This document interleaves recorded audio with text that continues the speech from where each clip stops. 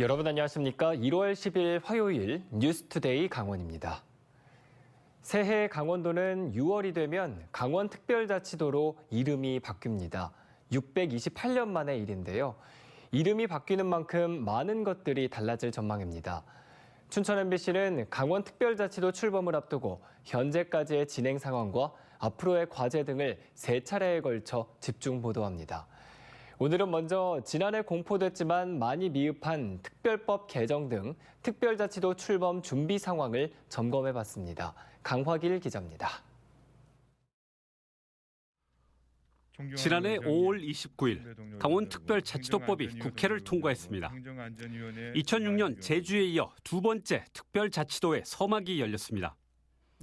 그러나 특별법 조항은 23개에 불과했습니다. 481개 조항에 이르는 제주특별법과 비교가 안 됩니다. 빈 껍데기라는 비판이 있었습니다. 그래도 법부터 통과시켜놓고 보자는 공감대가 있었습니다. 당시는 지방선거 국면이었습니다.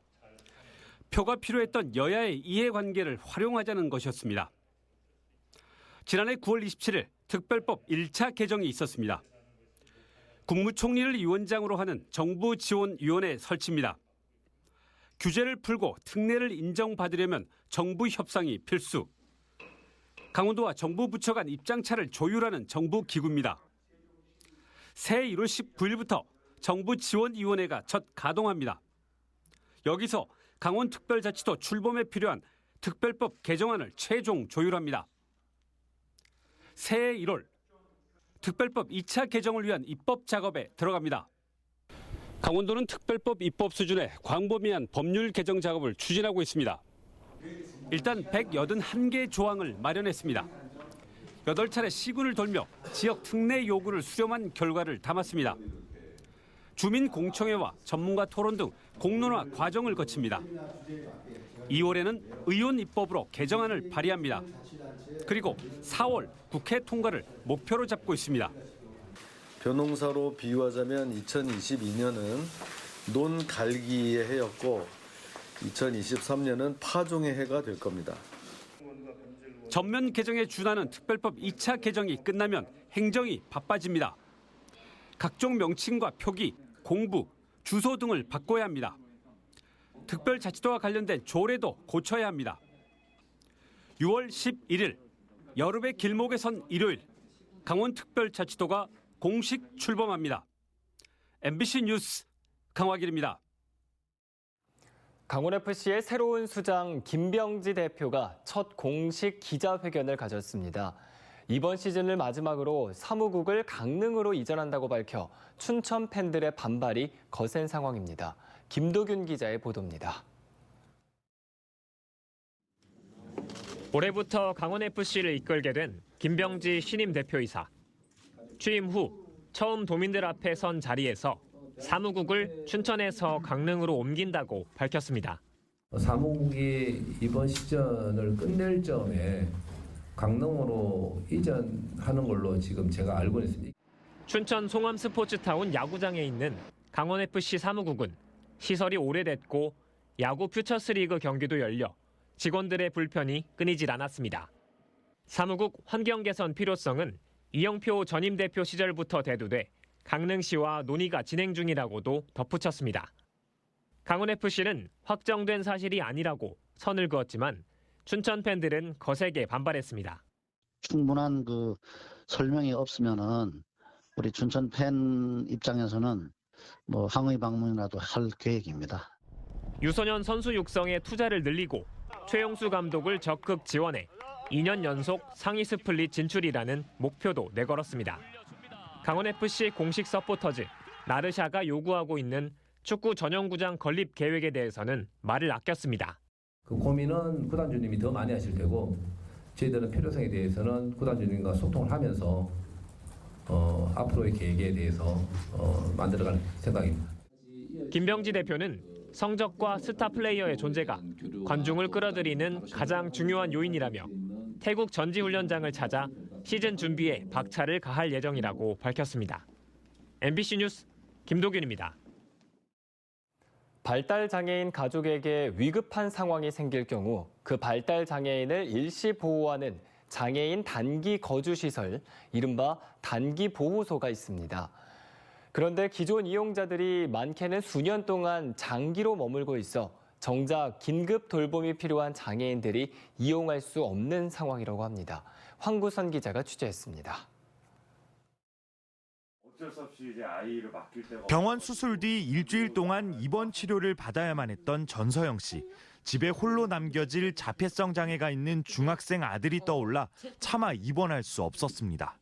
단 이틀이라도 입원하라는 게 의사의 거듭된 권고였지만 대신 아이를 돌봐줄 사람이 없어 무통주사를 꽂고 곧바로 퇴원해야 했습니다. 아이가 내가 없이 버틸 수 있을까를 되게 많이 고민을 했어요. 그래서 이건 안 되겠다 싶어서 의사 선생님한테 사정을 해갖고 의사 선생님이 안 된다고, 그럼 못해도 그럼 이틀이라도 입원을 하셔라라고 했는데 그것도 할 수 없다고. 역시 자폐가 있는 8살 아들을 데리러 가다 교통사고를 당한 김은희 씨도 전치 4주의 부상을 입었지만 돌봐줄 사람이 없어서 제대로 치료받는 건 꿈도 꿀 수 없었습니다. 이들 모두 일시적으로 장애인을 돌봐주는 장애인 단기 보호소에 문의해봤지만 정원이 차 입소가 불가능하다는 답변만 돌아왔습니다. 장애 아이를 낳아서 이 사람들한테 민폐인가? 내가 이 아이를 데리고 죽어야 되나? 내가 아픈 아이 낳아서 낳고 싶어서 낳은 게 아니잖아요. 갑작스런 사정이 생기거나 휴식이 필요한 보호자들을 위해 장애인 단기 거주 시설인 이른바 단기 보호소가 원주에 2군데 있지만 사실상 이용은 불가능합니다. 이미 10명씩 정원을 꽉 채우고 있기 때문입니다. 보호소 차원에선 최소 10명의 이용자가 있어야만 시설 운영이 가능하고 보조금도 받을 수 있다는 정부 지침에 따를 수밖에 없고, 정원 외로 이용자를 받는다면 장애인이 다치거나 응급 의료를 받는 등 사고 시 감사 대상이 됩니다. 여기에 보호소 발달 장애인들의 특성상 낯선 환경에 적응하는 게 힘들다 보니 최대 30일간 머물 수 있는 원칙을 깨고 기존 이용자들이 수개월에서 많게는 수년 동안 남아있는 경우도 적지 않습니다. 원주시는 일단 급한 대로 긴급 돌봄이 필요한 장애인들을 위한 추가 시설을 확충하는 데 주력하고 있습니다. 올 상반기 안에 말 그대로 사정이 급한 긴급 돌봄 대상자만 받는 시설을 마련할 계획입니다. 긴급 돌봄 사업이라는 것을 통해 갖고서는 해소할 목적으로 올해 2분기부터 운영을 할 계획입니다. 강원도하고 긴밀히 협조를 잘해서. 하지만 발달장애인 가족의 휴식과 유고 상황을 대비해 생겨난 단기 보호소가 설립 취지를 잃고 정원을 채워 운영할 것을 요구하는 지침이 바뀌지 않는다면 추가 시설이 생긴들 효과를 볼 수 없기는 매한가지라는 지적이 나옵니다. MBC 뉴스 황구선입니다. 오는 10월 조선 왕조실록과 의궤의 오대산 사고본이 110년 만에 평창으로 돌아옴에 따라 김진태 도지사가 철저하게 환수를 준비하겠다고 밝혔습니다. 김 지사는 조선 왕조실록의 귀향은 강원도민과 불교계 등의 노력으로 맺어진 결실이라며 철저한 환수 준비와 함께 관련 문화 콘텐츠도 발굴하겠다고 밝혔습니다. 현재 서울 국립고궁박물관에 있는 오대산 사고본 조선 왕조실록과 의궤는 오는 10월쯤 월정사 인근 조선왕조실록 전시관이 개관하는 시점에 맞춰 평창으로 돌아올 예정입니다. 어제 강원도교육청에서 춘천과 원주, 강릉 등 평준화 지역 인문계고등학교 합격자 6,049명의 학교를 추첨 배정했습니다. 교육국장, 추첨관리위원, 경찰관 등 40명이 입회한 가운데 난수 추첨 방식으로 배정을 진행했습니다. 배정 결과는 오는 13일 오후 4시부터 강원도교육청과 춘천, 원주, 강릉교육지원청 홈페이지에서 각각 확인할 수 있습니다.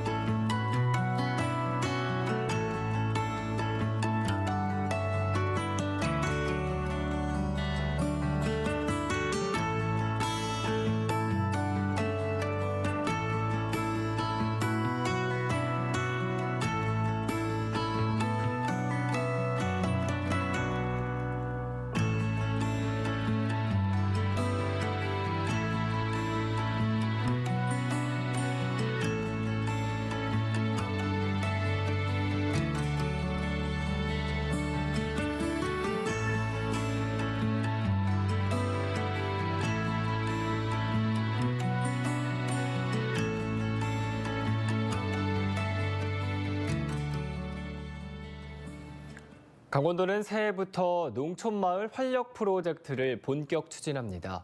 농촌마을 활력 프로젝트는 청년과 농촌의 연계 협력을 통해 소득 개발 위주의 농촌마을 개발 사업에서 벗어나 공동체 활성화 강화를 통해 농업, 농촌의 지속 가능성과 성장 동력을 확보해 나가기 위한 사업입니다.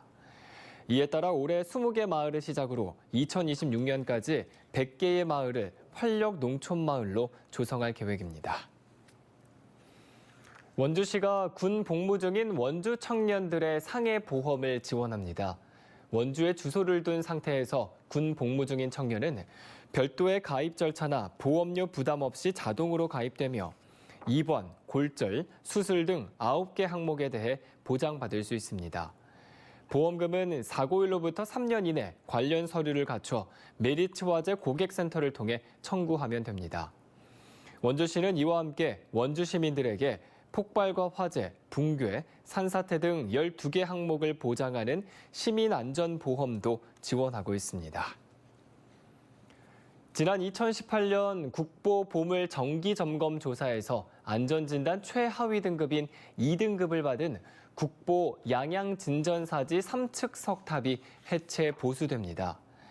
문화재청 문화재수리기술위원회는 석탑을 받치는 지대석이 침하하고 석탑을 쌓은 적심석이 유실된 것으로 확인됐다며 석탑을 전체 해체 보수하기로 했고 석탑 주변 미발굴지는 발굴 조사를 시행한다고 밝혔습니다.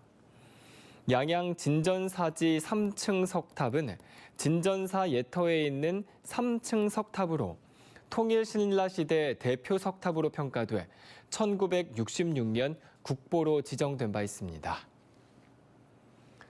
홍천군이 지역 관광객 유치를 한 여행사에 인센티브를 줍니다.